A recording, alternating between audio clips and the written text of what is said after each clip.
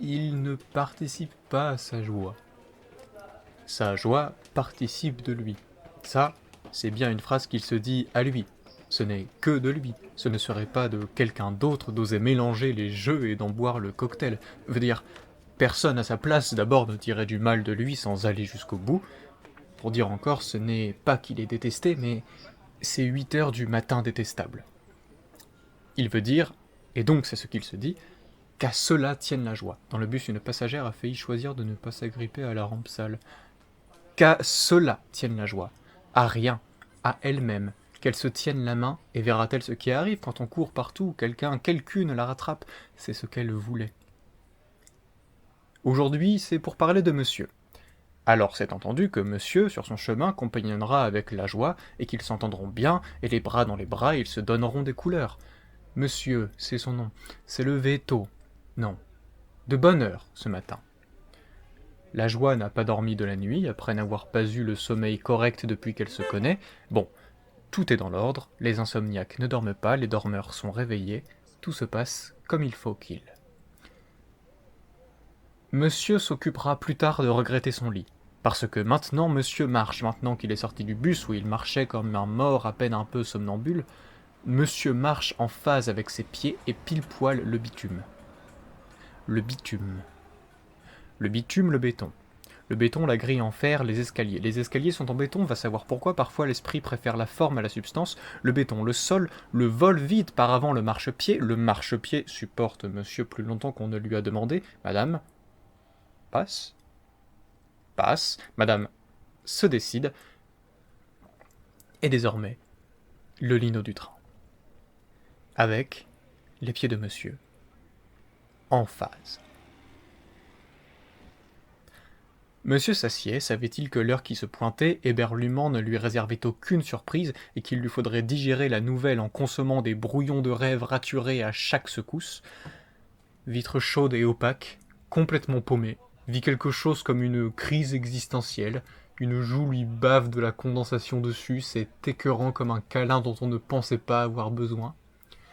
Monsieur savamment fait ce qu'il sait, se réveille, sa maîtrise de la chance est telle.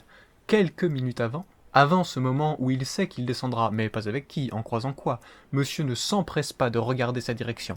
C'est-à-dire qu'il le fait, bien sûr. Il regarde sa direction, l'étudie même sur la carte en la pivotant dans l'axe de son orientation. Il le fait, en avance il le fait, ou bien juste à temps, c'est-à-dire pour s'en souvenir au moment désiré, sans en faire un savoir empirique, sans empirer sa mémoire qui est un tas de feuilles, feuilles volantes écrasées par le poids les unes des autres, mais chaque du dessus est capable de voler, fuir à tout moment, mais alors, sous des kilos de papier, plus rien n'est à l'abri sur ces feuilles. Sur ces feuilles, il y a un mot par feuille, le même, de telle sorte que sur ces milliers de feuilles soit écrit progressivement, grain d'encre par rature, il est écrit important.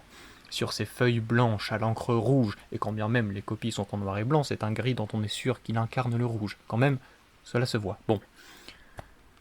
Ce qui compte, c'est que la mémoire de monsieur est pâle. C'est pour cette raison qu'il y prête attention et regarde savamment sa direction au moment opportun où il la retiendra, au moment de la prendre, puis la laissera derrière lui pour abandonner à son sens le bout du monde qu'il quitte.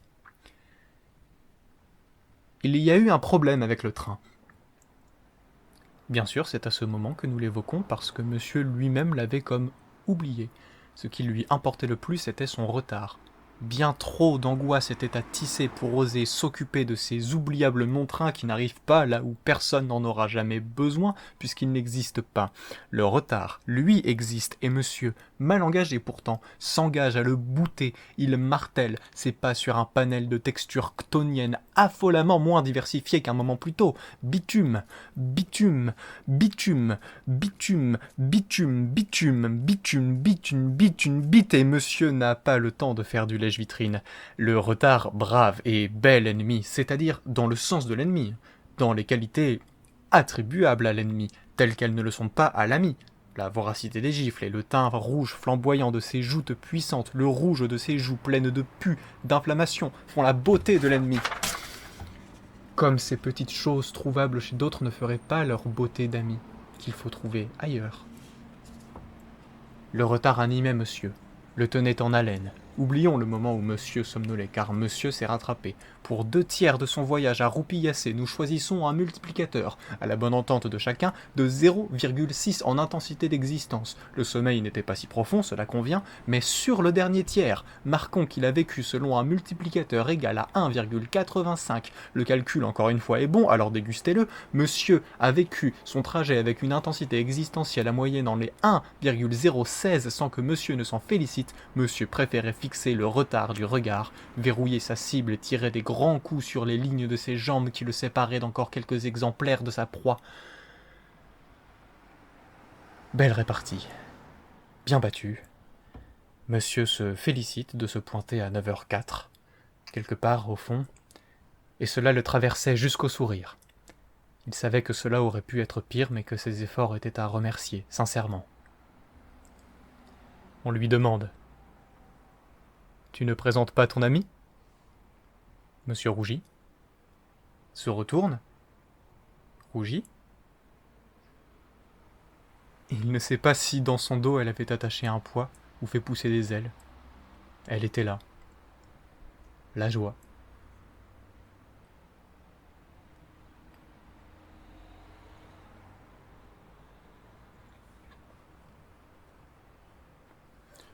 Je crois que j'ai dit de ça.